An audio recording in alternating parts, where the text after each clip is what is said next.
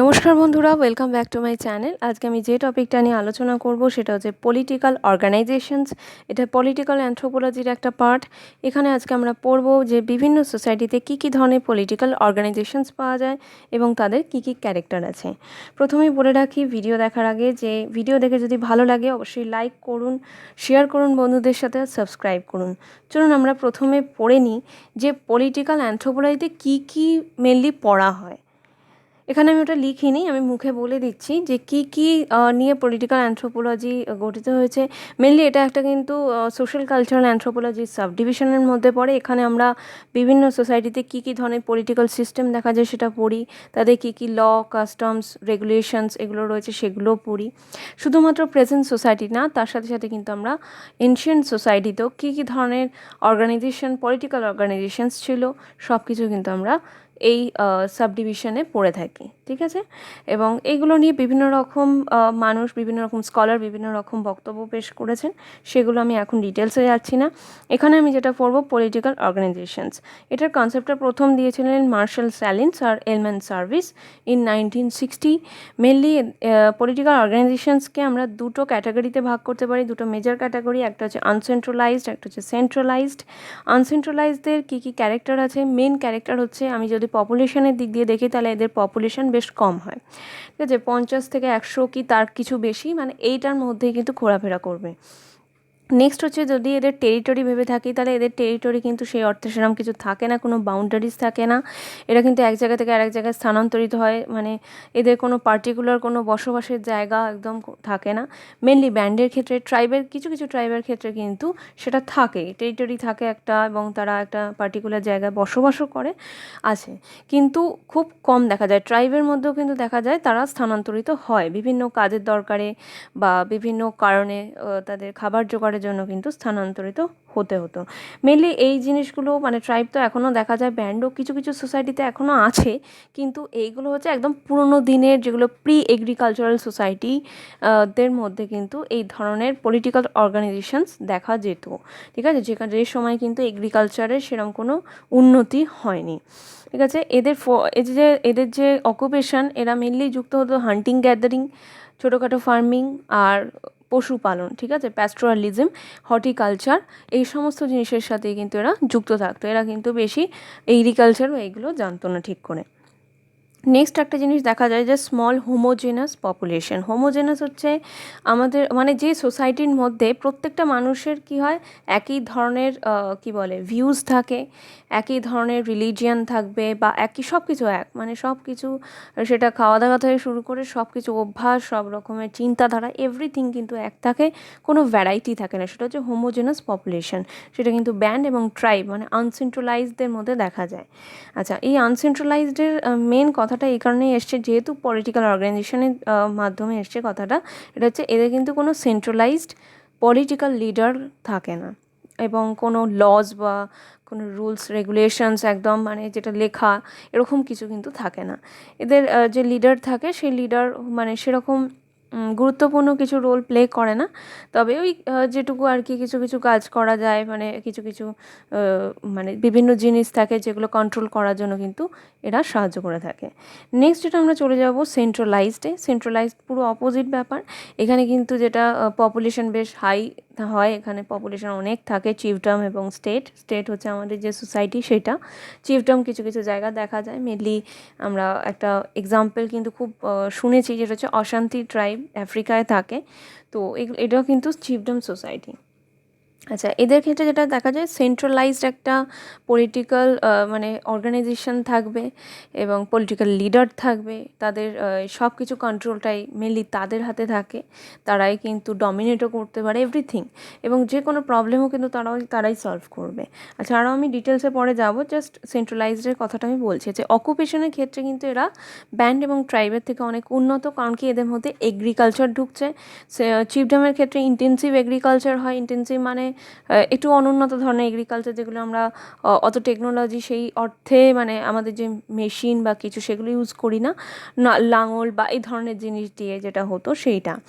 আর সেন্ট্রালাইজডের ক্ষেত্রে, যেটা স্টেটের ক্ষেত্রে যে এগ্রিকালচার বলি বা অন্যান্য বিভিন্ন অকুপেশন তো আছে, আমরা জানি এখানে অনেক ফ্যাক্টরি আছে, অনেক কিছু আছে, ইন্ডাস্ট্রি আছে, তো বিভিন্ন অকুপেশনের সাথে কিন্তু স্টেটের যে পিপল তারা যুক্ত থাকে। সেন্ট্রালাইজডের ক্ষেত্রে কিন্তু সেটা দেখা যায়, মেনলি এগ্রিকালচার দিয়ে কিন্তু এটাকে বলা হয় যে এদের মধ্যে কিন্তু উন্নত ধরনের এগ্রিকালচার দেখা যায়, সেটার জন্য সেন্ট্রালাইজড। এটা হচ্ছে ক্যারেক্টার, সেন্ট্রালাইজড হওয়ার ক্যারেক্টার। আচ্ছা, এদের মধ্যে হোমোজেনিটিটা দেখা যায় না, এটা কিন্তু হেটেরোজেনাস পিপলেরা পপুলেশনটা, কারণ কি ভ্যারাইটি আছে প্রচুর। আর বিশেষ করে যেটা আগের সোসাইটি মানে আনসেন্ট্রালাইজডে ছিল, যেটা হচ্ছে ইগ্যালিটেরিয়ান সোসাইটি, মানে এদের ক্ষেত্রে কিন্তু কোনো রকম ডিভিশন থাকে না, মানে এ বড় লোক এ গরিব লোক এই ডিভিশন থাকে না, ওরা কিন্তু সবাই সমান, একই স্ট্যাটাস থাকে প্রত্যেকের, শুধুমাত্র কিছু জেন্ডার বেসড কিছু ডিসক্রিমিনেশনস থাকে, এইটুকুই। আর সেন্ট্রালাইজডের ক্ষেত্রে কিন্তু সেটা খুব থাকে, ক্যাটাগরি থাকে, বিভিন্ন রকমের স্ট্যাটাস থাকে, সেটা আমরা দেখতে পাই, হায়ার ক্লাস লোয়ার ক্লাস এই ব্যাপারগুলো আছে, সেটা কিন্তু একটা খুব বড় কী বলে ক্যারেক্টার এটার। ঠিক আছে, তো আমি মোটামুটি এখানে একটা ওভারভিউ দিয়ে দিলাম যে সেন্ট্রালাইজড আনসেন্ট্রালাইজড কী কী ধরনের হয় এবং কী কী ক্যারেক্টার আছে। নেক্সট আমরা চলে যাব আনসেন্ট্রালাইজডের ক্ষেত্রে যে দুটো এক্সাম্পল আছে, ব্যান্ড অ্যান্ড ট্রাইব, তো এগুলো সম্পর্কে পড়বো। প্রথমে হচ্ছে ব্যান্ডের ক্ষেত্রে আমি যেটা বলে রাখি সেটা হচ্ছে এদের কিন্তু পপুলেশন বেশ কম, বেশ কম, 50 থেকে 100 এরকম মতো একটা গ্রুপ হয়, এবং তাদের ক্ষেত্রে মেনলি এদের কিন্তু কোনো একটা টেরিটরি থাকে না, মানে এরা একটা কোনো পার্টিকুলার জায়গায় বসবাস করে না, বিভিন্ন সময় বিভিন্ন জায়গাটা চলে যায়, মেনলি নোম্যাডিক বা যাযাবর পিপল এরা। ঠিক আছে, সিজনাল বিভিন্ন রকম মানে সিজনের সাথে সাথে কিন্তু এরা এক জায়গা থেকে আরেক জায়গায় চলে যায়, বিশেষ করে খাবার জোগাড়ের জন্য। আচ্ছা, এদের মেনলি যেটা এরা কাজের সাথে যুক্ত সেটা হচ্ছে হান্টিং, গ্যাদারিং আর ফোরেজিং। তো এরা এইভাবেই কিন্তু নিজেদের খাবারটা পায়, বিভিন্ন জায়গা থেকে, বন জঙ্গল থেকে বিভিন্ন ধরনের খাবার দাবার এনে এরা কিন্তু খায়। ঠিক আছে, তো সেই কারণেই কিন্তু খাবার যে অ্যাভেলেবিলিটি, এটার জন্যই এদেরকে কিন্তু এক জায়গা থেকে আরেক জায়গায় যেতে হয়, অনেক সময় বিভিন্ন জায়গায় সিজনের অনুযায়ী খাবারের কিন্তু স্কারসিটি হয়, তো সেক্ষেত্রে তাদের কিন্তু যেতে বাধ্য হতে হয় এক জায়গা থেকে আরেক জায়গায়। আচ্ছা, এদের আরেকটা জিনিস, এটা হচ্ছে least complex form of political organisations. আমি এটা বলেছি যে এদের কিন্তু পলিটিক্যাল অর্গানাইজেশন খুব একটা কমপ্লেক্স না, আর এদের মধ্যে যা দেখা যায় যে কোনো ফিক্সড লিডারশিপ নেই। হ্যাঁ, এরকম হয় কি একসাথে মিলে কোনো একটা গ্রুপ মিলে আর কি কোনো ডিসিশন যদি নেওয়ার হয় তাহলে সেটা নেয়, বাইরে থেকে কেউ যে তার মধ্যে ঢুকে মধ্যস্থতা করবে বা কিছু এই ধরনের কিছু সেরকম হয় না। টেম্পোরারি কোনো লিডার বানিয়ে হয়তো তাকে বলতে পারে যে একটুখানি ব্যাপারটা নিয়ে ডিসকাস করা, ব্যাস এইটুকুই। এটা কিন্তু কোনো বাঁধা ধরা নেই যে এই লিডার হবে বা কিছু হবে সেরকম। মেনলি হচ্ছে তার সে কতটা কর্মক্ষম তার ওপর কিন্তু তাকে ডিসিশনটাকে নিতে বলার একটা থাকে। আচ্ছা, নেক্সট হচ্ছে যেটা আমরা দেখব, এখানে যেটা দেখা যায়, ব্যান্ড সোসাইটিস আর egalitarian societies and have no private property. আমি এটা অলরেডি বলেছি আনসেন্ট্রালাইজডের ক্ষেত্রে যে এদের কিন্তু সোসাইটি ইগ্যালিটেরিয়ান হয়, মানে কোনো কিন্তু এদের ভাগাভাগি থাকে না, স্ট্যাটাস থাকে না, যে হায়ার স্ট্যাটাস লোয়ার স্ট্যাটাস থাকে না, সবাই একরকম, শুধুমাত্র জেন্ডার বেসড কিছু ডিসক্রিমিনেশনস হয় এদের মধ্যে, আর এবিলিটি বেসড ডিসক্রিমিনেশন কিছু কিছু সময় থাকে। ঠিক আছে, যে কে বেশি কর্মক্ষম তার ওপর একটা হয়। All social relationship based on kinship, এদের যেহেতু রিলেশনশিপটা পুরোপুরি ভিতরে ভেতরে, ঠিক আছে, কোনো বাইরের লোক কিন্তু এখানে প্রবেশই করতে পারে না এই ধরনের ব্যান্ড বা কিছুতে। তারা কিন্তু মেনলি রিলেশনশিপটা হয় কি কিনশিপ আর ম্যারাইটালটাই নিয়ে, ঠিক আছে, এবং তারাই নিজেদের মধ্যেই আর কি থাকে, এটা হচ্ছে এদের ক্যারেক্টার। আচ্ছা, নেক্সট আমরা ট্রাইবে যাচ্ছি। ট্রাইব অবশ্যই ব্যান্ডের থেকে কিছুটা উন্নত, এবং এখানে পপুলেশন ব্যান্ডের তুলনায় একটু বেশি হয়, কিন্তু চিফডমের থেকে আবার কম হয়। আচ্ছা, এখানে যে দেখা যায় মেনলি যে political system is egalitarian and informal, একই রকম ইগ্যালিটেরিয়ান অ্যান্ড ইনফর্মাল। তবে আমি যেটুকু দেখতে পেয়েছি বা পড়েছি বিভিন্ন জায়গায়, ট্রাইবের মধ্যেও কিন্তু স্ট্যাটাস থাকে কিছু কিছু জায়গায়। ঠিক আছে, এখনকার যে ট্রাইবাল কমিউনিটি সেখানেও কিন্তু কিছু কিছু হায়ার লোয়ার স্ট্যাটাসের একটা জিনিস দেখা যায়। সুতরাং ক্লাসলেস সোসাইটি বা ইগ্যালিটেরিয়ান সোসাইটি পুরোপুরি ট্রাইবকে বলা চলে না, তবে অবশ্যই চিফডমের স্টেটের থেকে কম। এটা নো ডাউট। আচ্ছা, নেক্সট যেটা দেখার বিষয় সেটা হচ্ছে এরা কীভাবে জীবিকা নির্বাহ করে। এটা হচ্ছে এরা মেনলি ফার্মিং করে, অনেক সময় প্যাস্টোরালিজম করে, হর্টিকালচার করে, এগুলো করেই কিন্তু এরা জীবিকা নির্বাহ করে। তো এদের এগ্রিকালচার সেরকম এখন তো দেখা যায় কিছু কিছু জায়গা মোটামুটি বেশ ভালো মতোই হয়, এটা আগের ব্যাপার। মেনলি কী ক্যারেক্টার, ঠিক আছে, একটা ব্যান্ডের বা ট্রাইবের বা চিফডম বা স্টেটের কী ধরনের ক্যারেক্টার মেনলি থাকার কথা, সেগুলোই কিন্তু আমি এখানে পড়ছি। এখন কিন্তু আমি ইভলিউশনে যাচ্ছি না, আমি যেটুকু কয়েকটা জায়গায় ইভলিউশনের কথা বলেছি অলরেডি, তো ওইগুলো ইগনোর করবেন, জাস্ট জেনে রাখুন যে এই ইভলিউশনগুলো এখন কিন্তু হয়ে গেছে। নেক্সট যেটা দেখা যাচ্ছে নো সেন্ট্রালাইজড লিডারশিপ, এখানেও কিন্তু সেন্ট্রালাইজড কোনো লিডার চিফডম বা স্টেটে যেরকম দেখা যায় সেরকম থাকে না, ওই জন্যই এটাকে আনসেন্ট্রালাইজড পলিটিক্যাল অর্গানাইজেশনস বলা হয়।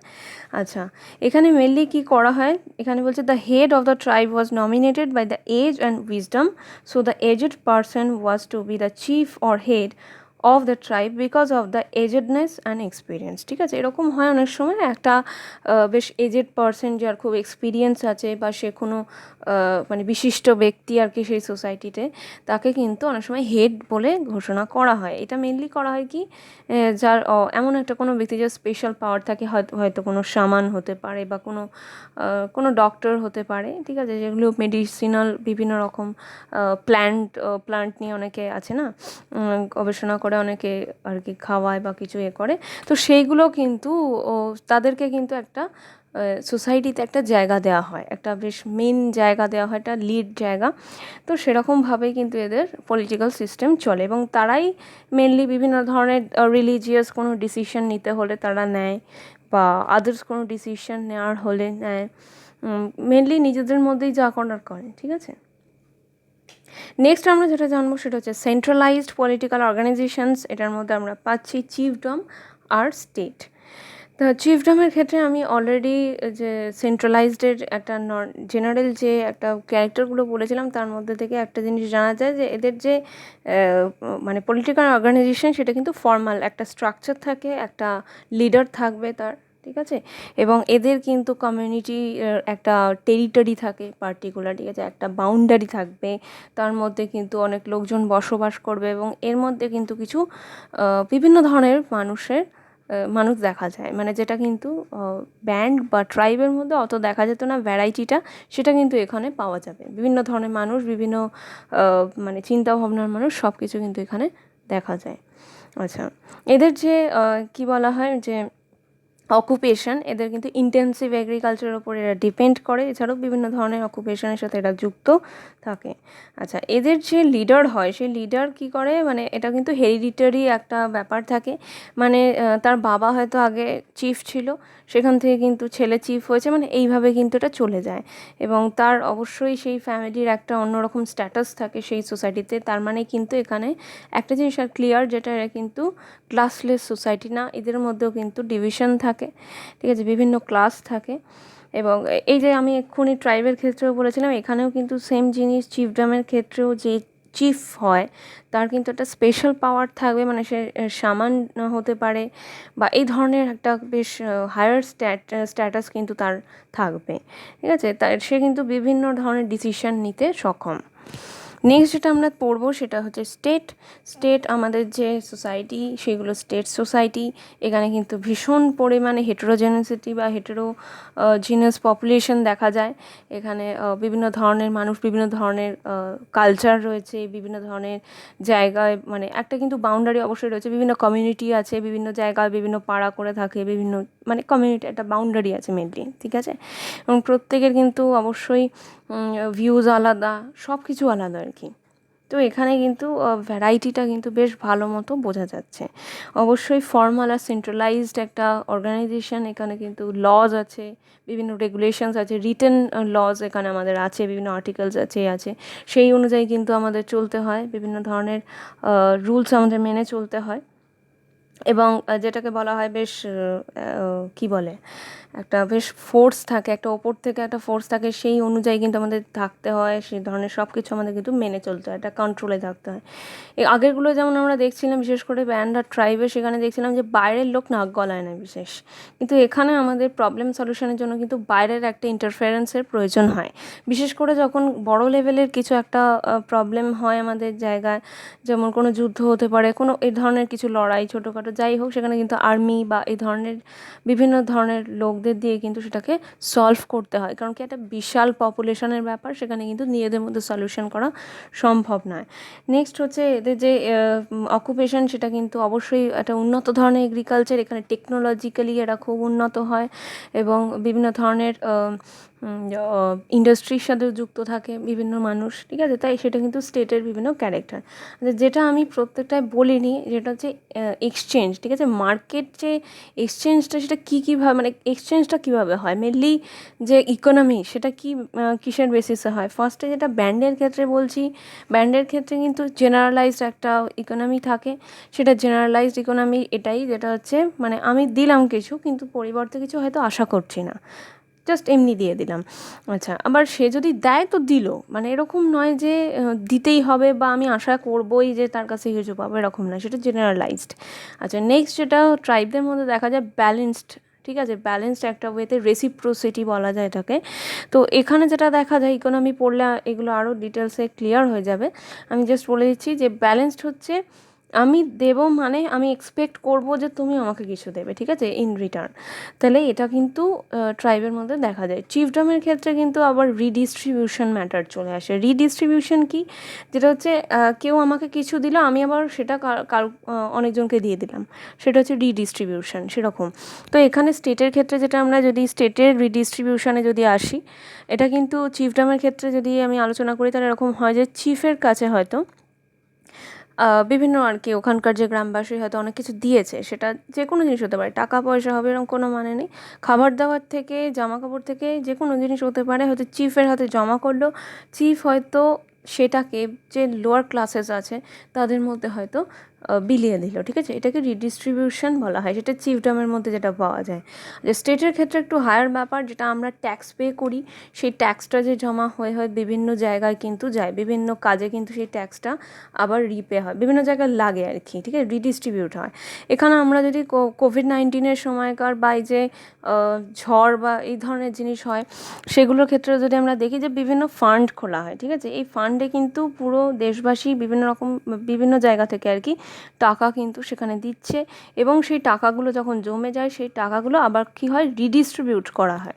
সেটা কোথায় রিডিস্ট্রিবিউট করা হয়, যাদের প্রয়োজন, সেই নিডি পার্সনদের বা সেই জায়গাগুলোয় কিন্তু আমরা সেইখান থেকে আর কি সরকার থেকে রিডিস্ট্রিবিউট করে দেওয়া হবে, সেটা হচ্ছে রিডিস্ট্রিবিউশন। এছাড়াও স্টেটে যেটা দেখা যায় মার্কেট এক্সচেঞ্জ, এটা আমরা বিভিন্ন মার্কেটের সাথে ডিল করি, একটা জায়গা থেকে আরেকটা জায়গায় এক্সচেঞ্জ করি, তার বদলে আমরা টাকা নিই, ঠিক আছে। তো এইটাই হচ্ছে স্টেটের ক্যারেক্টার।